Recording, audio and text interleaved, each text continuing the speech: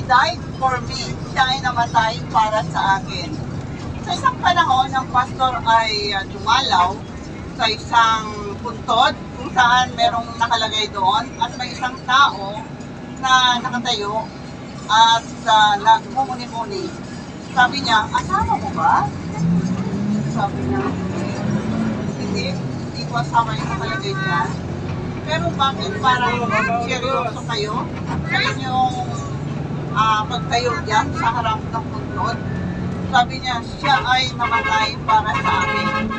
So, kinuwento niya, nung panahon ng gera doon sa United States, ay nagkaroon ng call.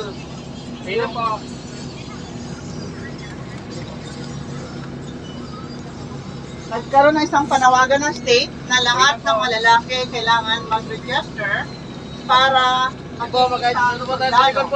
sa likod. At sa ganung paraan ay itong taong ito ay meron siyang pamilya, meron siyang anak, na 4. Boss, pasok kayo doon, may upuan na. At isang asawa. Tatluan. At sa kabilang dulo ng kanilang farm ay may isang binata na lumapit sa kanya. Kung gusto mo, ako na lang ang papalit sa iyo na mag-register to be enlisted in the army. So, pumayag siya sa ganong kadahilanan ng pamilya na hindi niya maiwanan. Ngunit, sa kasamang palad ng taong ito na pumalit sa kanya, he died in the action. Sa gitna ng gera, yung taong ito ay namatay. At simula noon ay kanyang inilalagaan yung ina dahil mag-isa lang na anak ito. Inilalagaan niya ang ina ng binata at ito ay binigyan niya ng parang siya ang tunay na anak na lalaki. So sa panahon na yon ay kanyang pinagmumuni-muni na ang taong ito ay namatay dahil sa akin at ako ay nabuhay. Pasok kayo dito, pasok dito. Alam mo ba ang Panginoong Jesus ay ganito ang ginawa sa atin sa mundong ito? Siya ay namatay para sa iyo at para sa akin. Sabi po sa John 3:16, for God to love the world, that He gave His only begotten Son, that whoever believes on Him should not perish, but have everlasting life. So dito po ay merong correlation po ang kwento natin sa ginawa ng Panginoon sa atin, sa sanlibutan. For God to love the world, that He gave, ibinigay niya ang pinakamahalagang asset ng kalangitan, walang iba kundi ang ating Panginoong Jesus. At ano yung dahilan? Sapagkat mahal niya ako at ikaw. So for God to love the world, God's love is shared, giving, mapagbigay ang pag-ibig ng Diyos. For God to love the world that He gave His only begotten Son. Sino ang kanyang binigay? Ang pinakamahalagang asset ng kalangitan, walang iba kundi ang ating Panginoon. Pag tayo ay nagbibigay pa tayo ng the best para sa ating asawa, mga anak, kaibigan, o nagbibigay tayo ng second hand best. Yung pangalawa, pag isang kapitbahay, kung hindi pa mapapanis ang lugaw, ay hindi pinamimigay. Yan ay totoo na nangyayari sa ating mga kapatid. Pero ang Panginoon ay hindi ganon. Ang Panginoon ay sapagkat binigay niya ang buong asset ng kalangitan ng Panginoong Jesus. Kung siya ay mabali ito at namatay para sa iyo, para sa atin. Kaya ngayon ay habang sineselebrate natin ang Holy Week, ating inaalaala doon kung paano namatay ang ating Panginoon.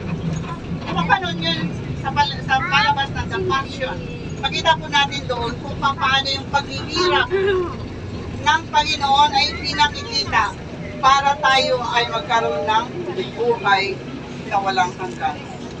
Sabi nga, yung buhay na walang hanggan ay walang iba kundi yung pagbibigay sa atin ng isang buhay na makatarungan ng isang makatarungang tao. Pero ang ating mga kasalanan ay siyang nag-hinder sa ating para hindi natin mag-adjust na lang po dito. Mag-adjust na lang po dito. Malayo po tayo. So ang Panginoong Jesus ang siyang mismong nagbigay ng buhay para sa iyo. Ikaw, bakit? Abot Para ko sa ito, akin. konti. So mga kapatid, nais ko pong basahin ang isang talata dito. So makita sa 2 Corinthians 5:14 and 15.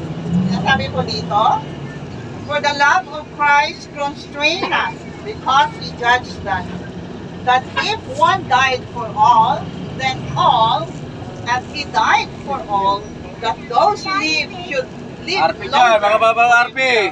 But him who died for them RP, palapit na po tayo, rose RP. again. So itong namatay natin Panginoong Yesus ay nabuhay muli. Ilan ba sa atin ang sumisimba lang kapag panahon ng Christmas at panahon ng mahal na araw? May mga taong nakikita o nakausap mo na gano'n. Pero no matter what ang ating kalagayan, ang alalahanan po natin ang Panginoon ay namatay para sa iyo at para sa akin.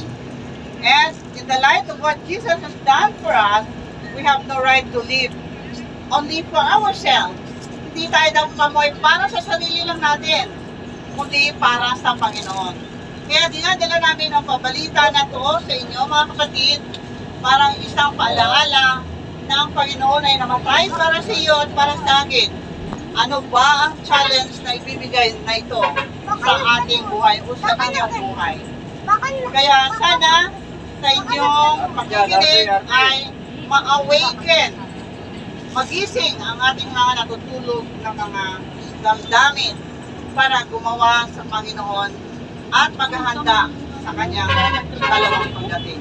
Ang buhay na walang hanggan ay isang pangako ng Panginoon sa mga tapat. At alam niyo ba kung gaano kahaba yung buhay na walang hanggan?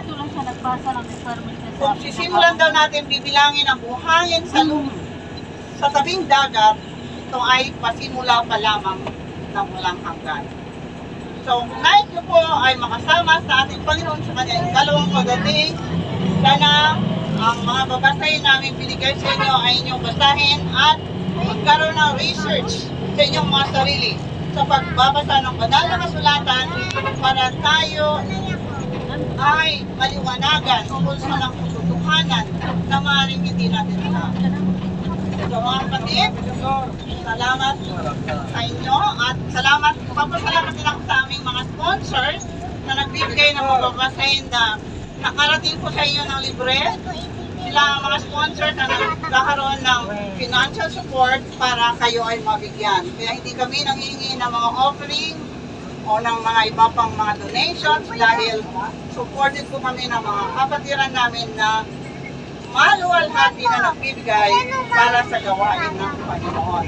So pagpalayan po tayo kasama ang ating mga driver, konduktor, mga pasayro na kapwa namin na sana ay patuloy na ang banal na espiritu ay mananahan sa ating paglalakbay hanggang tayo makarating sa ating parusaan. Tayo po manalangin. Mga banal, sa umagang ito kami nagpasalamat sa panahon na kami bibigay ng pabalita ng langit sa mas na ito. Pagpalayan mo ang konduktor, ang driver, ang inspektor, sa kanilang patuloy na paghahanap buhay. At ang mga pasayro din, Panginoon, pagliliwanagin niyo sila sa pamagitan ng iyong banal na espiritu na sila ay maglaan ng panahon sa pagbasa ng banal na kasulatan at sa ganon ay magkaroon ng liwanag na galing sa inyo at sila rin ay magkaroon ng karapatan ng buhay na walang hanggan pagdating mo sa ikalawang pagdating. Salamat Panginoon sa iyo pangako na ikaw may kasama namin. Patawarin kami kung saan kami nagkulang sa inyo sa pangalan ng aming Panginoon Jesus. Amen. Thank you po and God bless sa ating lahat. Amen.